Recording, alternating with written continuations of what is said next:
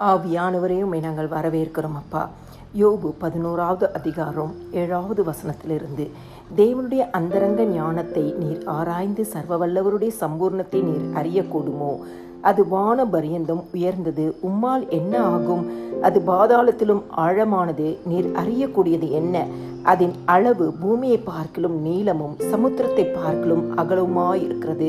கிறிஸ்துக்குள் பிரியமானவர்களே, சர்வ வல்லவருடைய சம்பூரணம், ஆவிக்குரிய சம்பூரணம், பூமிக்குரிய சம்பூரணம், உலக பிரகாரமான சம்பூரணம், சரீர பிரகாரமான சம்பூர்ணம், இப்படிப்பட்ட ஆசீர்வாதங்கள் வானபரியந்தும் உயர்ந்ததும் பாதாளத்திலும் ஆழமானதும் பூமியை பார்க்கிலும் நீளமும் சமுத்திரத்தை பார்க்கிலும் அகலுமாயிருக்கிற சர்வ வல்லவருடைய சம்பூர்ணமான ஆசீர்வாதங்கள் ஆண்டவராகிய இயேசு கிறிஸ்துவை காலையில தேடி அவர் சமூகத்துக்கு வந்திருக்க உங்களுக்கும் உங்கள் பிள்ளைகளுக்கும் சந்ததிகளுக்கும் கர்த்தர் அதை நிறைவேற்றி தருவாராக. ஆமென்.